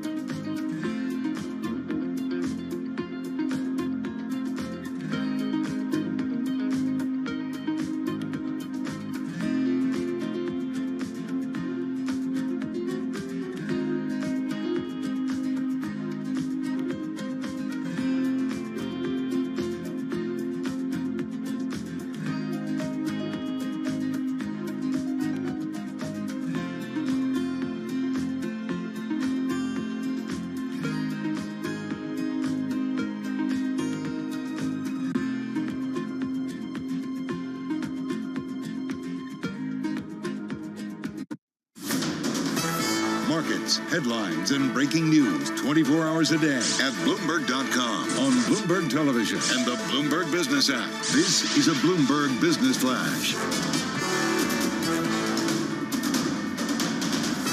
It's 4:21 on Wall Street. We do check markets all day long here at Bloomberg. Palantir Technology shares are moving lower by 6% in extended trading. It delivered an annual revenue forecast that was at the low end of an earlier projection, and that is spooking investors who had driven the shares up on expectations for its AI technology to drive sales. Again, after hours, Palantir down roughly 6%. Beyond Meat shares lower after second quarter sales missed Wall Street expectations, and the company trimmed its revenue outlook. The stock of Beyond Meat lower after hours by 8%. Also reporting after the close of trading, Lucid. It reported revenue for the second quarter that missed the average analyst estimate. However, Lucid shares, they're pushing higher by roughly 5.5%. An update for the Dow, the S&P, NASDAQ, and the NASDAQ 100 index and the Russell 2000 stocks rebounded after posting their worst week since March as earnings rolled in. S&P today up 40. The S&P 500 index back at 45.18, up today by 0.9%. Dow Industrials up 407. That was a gain of 1.2%. NASDAQ, the composite index, up 0.6%. 10-year yield 4.09%, with the 2-year that's yielding 4.78%. Spot gold down 0.4%, 19.36 the ounce, and West Texas Intermediate crude down 0.4%, 82.53 for a barrel of West Texas Intermediate crude. So again, recapping, after hours, shares of Palantir now down by 4.2%. I'm Charlie Pellet. That is a Bloomberg Business Flash. Okay, thank you so much for that update, Charlie Pellet. Well, a lot of big professional moves coming today. Jeff Curry, the prominent commodities analyst known for making bold and often bullish pronouncements, is leaving Goldman Sachs Group after 27 years. And UBS revamping the leadership of its investment banking division as the lender presses ahead with its integration of former rival Credit Suisse.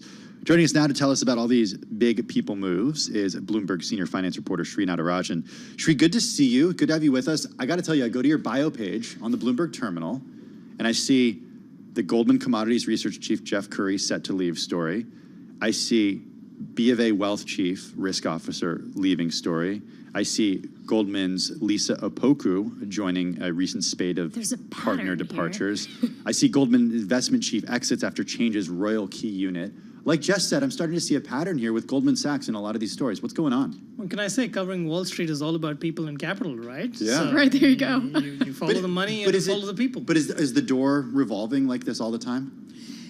I would say that, when we look at all the names that have been reported in the last couple of weeks, this is the 6th partner exit out of Goldman. Late July, early August is not the time when we see a pickup in these names, so that has been a bit of a surprise. Do we know why? Like what the catalyst is?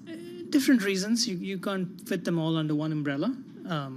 There have been a number of people like Julian Salisbury. Those were people on the rise inside Goldman. Those were handpicked by the CEO for better, bigger roles.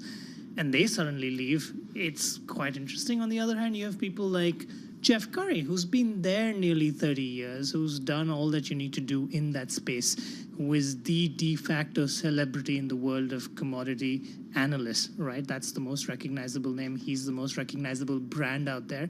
So you can't really tack him on to some of the other departures, but it is a serious brand name inside Goldman, and his departure will have an impact on their franchise. And tell us about who's taking his place. You sometimes appreciate the value of a person when you realize that he's being replaced not by one person, but by 3 people. What Goldman's And that's done. what stuck out to me. There's 3 or 4 different names on there. It's also entirely possible Goldman just doesn't want a broad head of commodities research anymore, and that's why there's someone who runs their oils research business, their natural gas research, their metals research. Now, Goldman and commodities, it's a storied franchise, it's a storied name. It's been a name everyone in the market looks at. Pre-crisis, Goldman Sachs and Morgan Stanley used to be known as the Wall Street refiners, just because of sort of the physical and financial trading they used to do. The structure and the shape of that business has changed a lot, but commodities is still a big engine, a big driver of the Goldman trading machine, which, by the way, is pretty damn good on Wall Street, and it is one of the best out there. So anytime you hear from the research folks at Goldman, they may not always be right, but people certainly want to pay attention. Where's he going? Do we know? As of now, it looks like he's not taking on any other job immediately. He's spending some time with family, has 2 young kids. So, after almost 30 years in a high-pressure job where everyone's paying attention to everything you say, maybe it is well-deserved rest for him. You're here. I have to agree with that one. I wanted to switch it over and just talk about the UBS revamp in leadership, because while Tim was away, we did have that shakeup when it came to the regional banks, but then also I heard about that crisis. But then also not just the smaller banks. You did have this banking giant UBS that did buy its troubled rival Credit Suisse. So when I'm seeing these leadership changes at UBS, how much of this is playing into it and really impacted because of what had happened within Credit Suisse? Oh, it's all about that, right? Now you've made this big decision. Switzerland, the banking landscape in Switzerland has been altered dramatically when you have this combination of UBS and Credit Suisse. Now what's important is to make sure that the merger goes smoothly, make sure that they're able to execute on the integration, because a lot hinges on that. And part of that, when you have this gigantic memo that names 40 different people into various leadership positions, it obviously forces a lot of homework on people just to get their arms around what all the changes are. But in some ways, there's also UBS reiterating what their focus areas are, what their interest areas are. And you have about a dozen or so Credit Suisse investment bankers also getting roles, which is to say, not everyone who is in investment banking at Credit Suisse would be undesirable at UBS. They certainly want to keep the cream of the crop. Shri, I'm thinking back to the conversations that we've had with you over the last 2 or 3 years.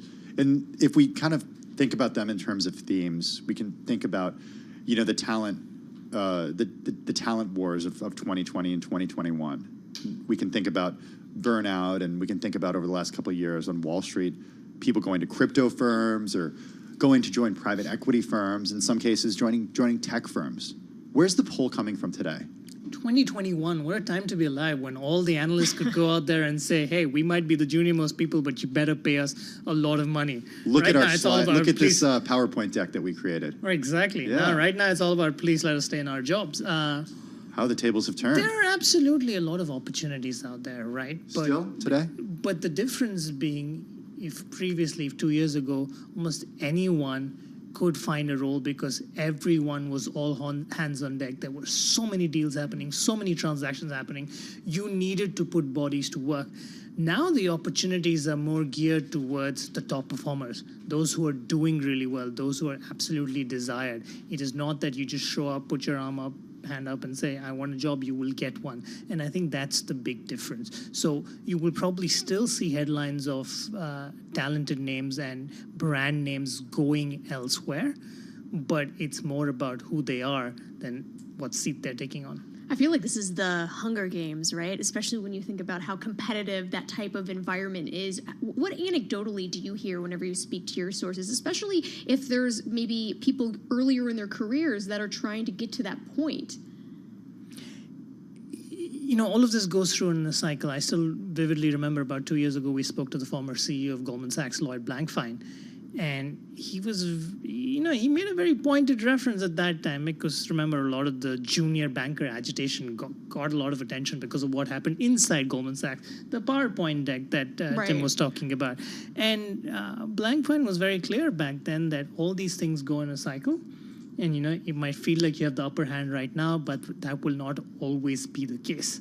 And he was right. The cycle has turned. It has become harder. A lot more people are sitting around twiddling their thumbs because deal activity has completely fallen off a cliff, which is why I go back to the earlier point I made, is now you really need to stand out. Just because you showed up and have a role does not mean you are immediately wanted in all corners inside the bank, outside the bank, outside your firm. You really have to be able to stand out to be wanted now. What's the projection look like?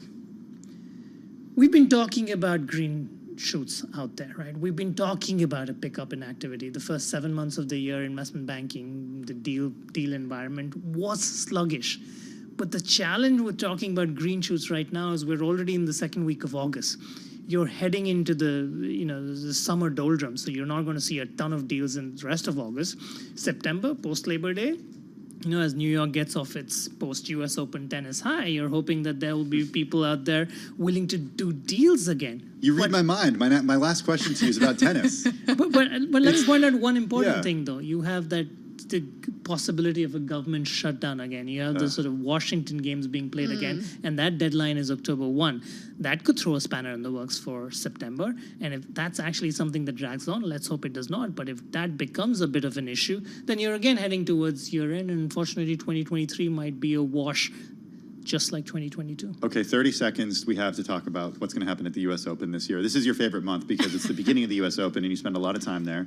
We'll be there for Bloomberg Radio. What do you think for the finals this year on the men's side? An Alcaraz-Djokovic final? Oh, that would be delightful, wouldn't it? Yeah. You already saw what the two of them can bring in 2 consecutive Grand Slams now. The French Open sadly curtailed a little bit because of injury, and definitely the epic at Wimbledon. And we saw the exploits of Alcaraz in New York. He certainly won a lot of fans in the city. So if this city can get an Alcaraz-Djokovic final, we'll take that, even if we've never gotten a Federer-Nadal. I'd like to see Tiafoe in there as well. He's such a crowd pleaser. On the women's side, Jessica Pegula would be awesome too. Nice. Rooting for the American from Buffalo. That would be very cool. Sri Natarajan, good to have you with us. Check his work out at the Bloomberg Terminal and, of course, at Bloomberg.com. Let's get a check on the latest world and national news. Nancy Lyons is in the 991 newsroom in Washington, D.C. Hey, Nance. Thanks, Tim. There is a deadline in just about 30 minutes for Donald Trump's legal team to respond to the special counsel's request for a protective order in the election case against the former president. The protective order was requested Friday by the special counsel after Trump posted on Truth Social, "If you go after me, I'm coming after you." Notre Dame law professor and former assistant U.S. attorney Jimmy Gurulé explains the issue. There's this concern about evidence that's going to be presented at trial, being presented to the public, and then that having a deterrent, chilling effect on witnesses that may be testifying in the case. Professor Jimmy Gurulé spoke with Bloomberg Sound On. President Biden is heading out west this week. He'll be visiting the key battleground state of Arizona to tout his economic policies. He'll also travel to New Mexico and Utah as part of the trip. The White House says Biden will be spotlighting the one-year anniversary of the Inflation Reduction Act. Before heading west, Biden today hosted the World Series champions, the Houston Astros, at the White House. Swept the Mariners, the Yankees, and the American League playoffs. And then, although I love these guys, this next part's hard to say.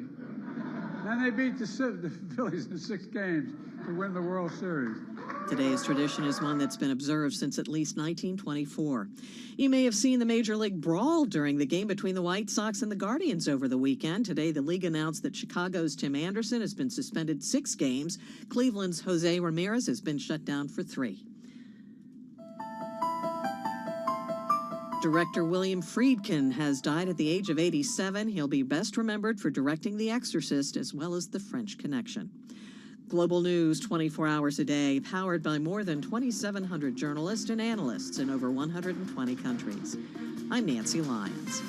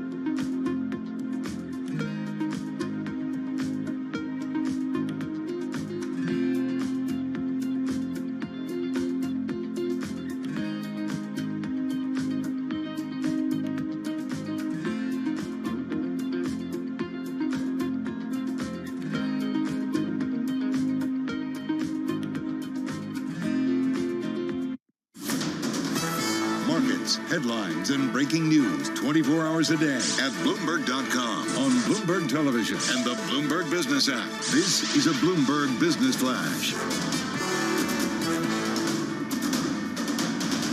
It's 4:40 on Wall Street. We do check markets all day long here at Bloomberg. A move higher, a rebound on this Monday, but a couple of companies are moving lower after hours, after earnings. Right now, we have got Beyond Meat. That stock down now by 8.2%. Second quarter sales missed Wall Street expectations. Palantir Technologies initially sold off after hours. Right now, the stock is just about flat. It delivered an annual revenue forecast that was at the low end of an earlier projection. An update for the Dow, the S&P and NASDAQ. Stocks closed very close to session highs. S&P right now back at 45.18, up 40 points today, an advance of 0.9%. The Dow up 407 points, higher by 1.2%. NASDAQ up 85, that was a gain of 0.6%. 10-year yield 4.09%, with a 2-year that's yielding 4.77%. Spot gold down $6.50 the ounce to $19.36, a drop there of 0.3%, while West Texas Intermediate crude down 41 cents a barrel, 82.48 for West Texas Intermediate crude. So an update for the Dow, the S&P, and NASDAQ. As for the overall market backdrop, Dave Donabedian is Chief Investment Officer at CIBC Private Wealth Management, and he was our guest right here on Bloomberg Business Week. If you look over the last couple of months, the equal-weighted S&P has actually done better than the market cap-weighted version, indicative of more sort of balance in the market. So to me, the kind of the technicals feel better today than they did, say, back in April or May. And you can hear more of that conversation on the Bloomberg Business Week podcast. You can download it wherever you get your podcasts. Recapping, stocks higher today with the S&P advancing 40 points, a rebound Monday up 0.9%. I'm Charlie Pelleton. That is a Bloomberg Business Flash. Hey, thank you, Charlie. Before you go, some FAA news that I want to make sure you see. The FAA is rerouting aircraft around storms headed for the East Coast and likely to have to pause departures out of some East Coast airports. So we'll continue to bring the latest on a storm that could affect over 100 million people because it is such a wide storm up the Atlantic coast. In the meantime, Jess, my question for you is, have you heard of live shopping? I already asked you this. Well, so I hadn't before, and then I started looking things up, and then I knew. I was like, I know exactly what this is. I just didn't know all about it. Well, what's crazy is Amazon has added it to their app. Right. So if you there's this redesign of the Amazon app that happened at some point recently. So if you click on this little ideas thing, it turns into this sort of Instagram stories of shopping thing. It does. Have you seen I have that? friends that actually use that. And so now I almost feel like, do I need to jump on this bandwagon? Okay, well, we've got a great guest to talk all about this. Mary Garamani is joining us. She's the CEO of Bamboozer. It is a company that creates a shoppable video and live shopping shows for retailers. Good to have you with us, Mary. How are you? I'm good, thank you. Happy to be here with you guys. Well, I'm really happy to have you here. As I was doing prep for this interview with you, I was looking for statistics about live shopping, and it's pretty incredible to see. I mean, I heard of it. I first heard of it through stories about China because the way it blew up in China during the pandemic. Yes. According to Insider Intelligence, nearly 20% of retail e-commerce in China will be live stream commerce, with total sales rising to more than 840 billion in 2025. That's a huge number. And then Klarna says that only 20% of shoppers in the U.S. have actually said they've done live commerce, but 34% say they hadn't participated, but they've heard of it. What are you seeing on your platform? So I mean, we are lagging quite a lot, I would say, looking to China. So it took almost 5 years, for this new channel to become really, it has really transformed the retail industry in China, and it had established itself as, a major sales channel. But it took them 5 years. And just to go back to that, I mean, China is the world's largest e-commerce market by far. So I would say that we see somewhat a similar adoption, trend in the US and Europe, but with a lag, what I would say approximately 5 years, right? So it's really early days for the Western world and live shopping or video commerce, as we like to frame it. So, I mean, it's a huge market, it's growing, but of course the adoption is not where it is in China. I have to call out the retailers and companies that you are working with, one of them being QVC, which my mom has shopped at for decades. Yeah. So I should probably ask her. She's probably using this type of technology too. But you raise a good point, Jess. Like, this Yeah. is the new QVC, right? Yes, definitely. And so other companies like Bloomingdale's, Dick's Sporting Goods, Adidas, Clinique, talk to us about how this works. So I would say, it is a very different experience to if you would experience live shopping on Tmall in China. So I would say the Western approach to video commerce or live shopping is much more educational. It's much more driven by education and really, connecting with the end consumer to create a platform to, have a better discovery phase, increase conversion, build a stronger customer relation and reduce returns. If I look to China, it's very driven by promotions, right? It's very promotion driven and very heavy on just pushing the consumer to shop.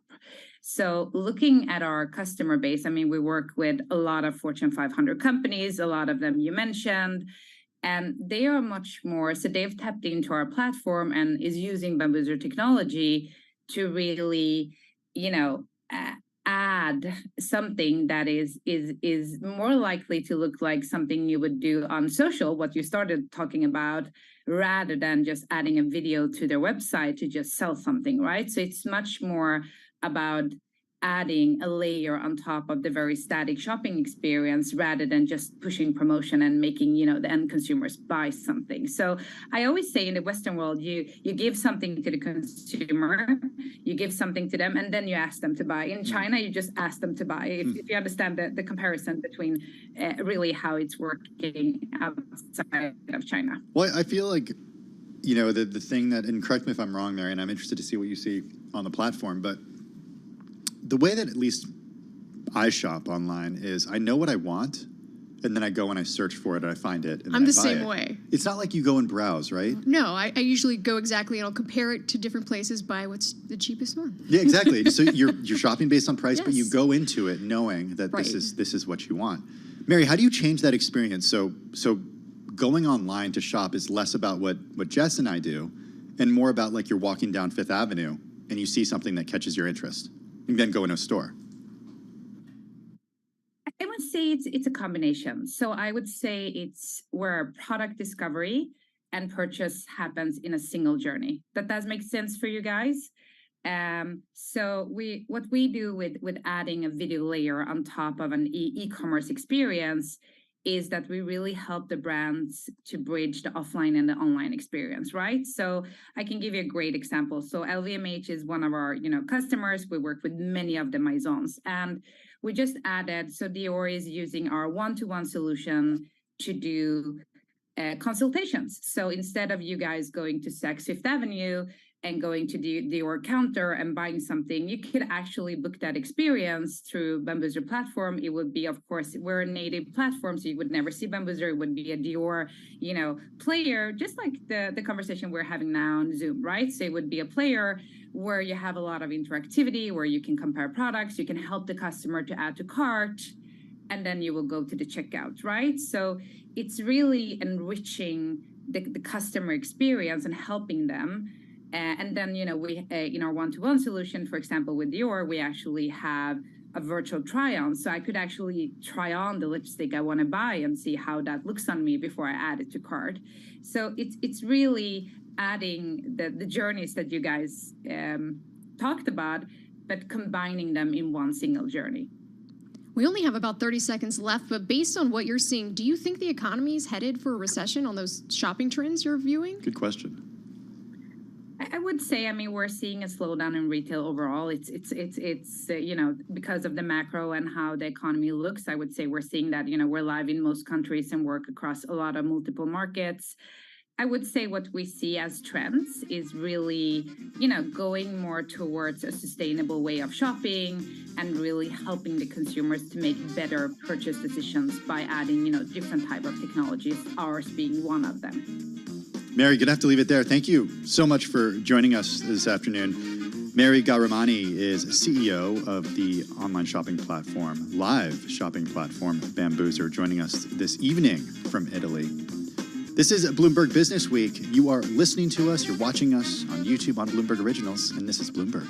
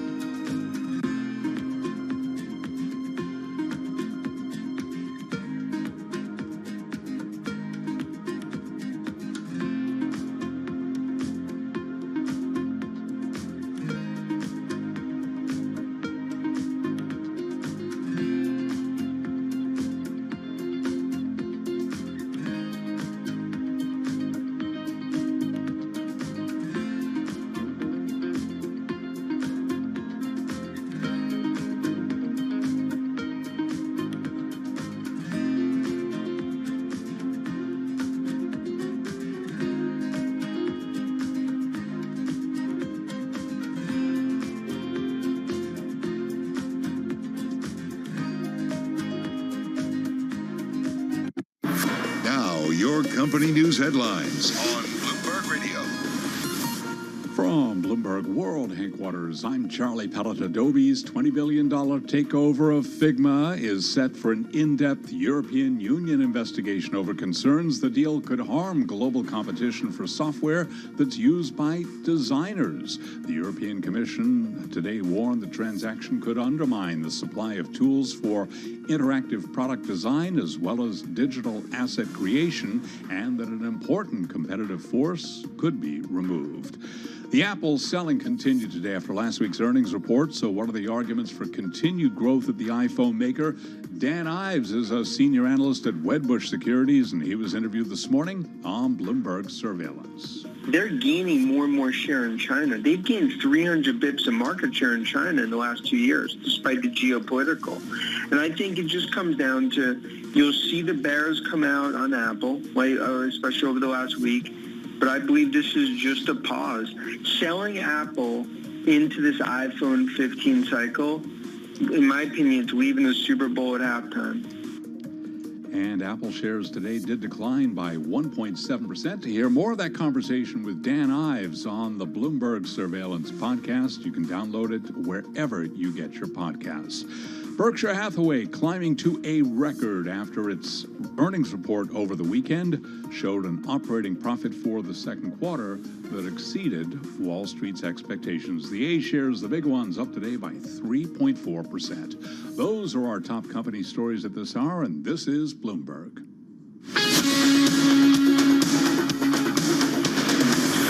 This is Bloomberg Business Week with Carol Messer and Tim Stenevec on Bloomberg Radio.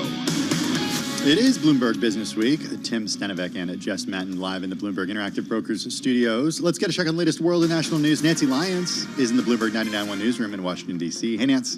Thanks, Tim. Well, time is running out for former President Trump's legal team to respond to special counsel Jack Smith's motion for a protective order that would limit what Trump says publicly about his alleged election interference case. Smith, in his motion, said release of information by Trump, quote, could have a harmful chilling effect on witnesses or adversely affect the fair administration of justice. The Trump team has only a few more minutes to respond. Well, there's real concern in Washington after 11 Russian and Chinese warships carried out an operation near Alaska's Aleutian Islands. The Navy, in response, sent destroyers to shadow the fleet before it left the area without entering U.S. territory. Alaska Senator Dan Sullivan is calling for a greater U.S. military presence in Alaska. The news comes as the U.S. and China work toward establishing new lines of communication to engage on sensitive issues. This is an attempt to normalize relations between the world's biggest economies. It comes amid tensions over China's stance on the Russian invasion of Ukraine and a possible visit to the U.S. by Taiwan's vice president.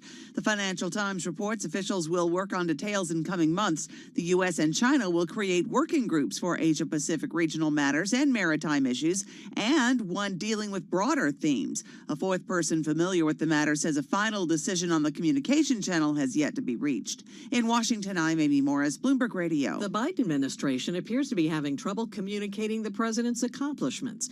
A new poll shows most Americans know very little about President Biden's sweeping Inflation Reduction Act. The legislation that was signed into law in 2022 includes major investments in domestic clean energy manufacturing and other initiatives. A Washington Post University of Maryland poll, though, found 7 in 10 Americans say they've heard little or nothing about the measure. Global news 24 hours a day, powered by more than 2,700 journalists and analysts in over 120 countries. I'm Nancy Lyons. Now back to you, Tim and Jess. Thank you so much for that update, Nancy Lyons. Really do appreciate it.